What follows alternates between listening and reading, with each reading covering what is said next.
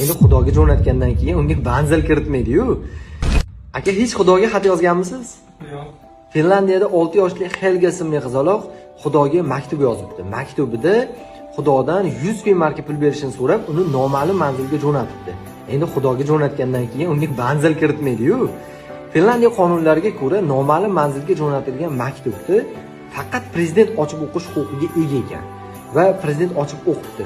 Qizaloqning yangi yil istagini o'zi bajarmoqchi bo'lib, unga 100 ming emas, 50 marka ham yetadi deb konvert ichiga 50 ming markani solib, qizaloqqa jo'natibdi.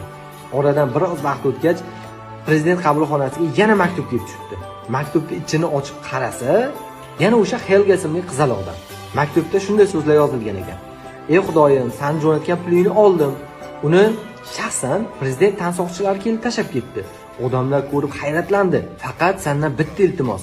Keyingi safar pul jo'natmoqchi bo'lsang, prezidentdan jo'natmagin, 50 gini olib qopti" degan ekan.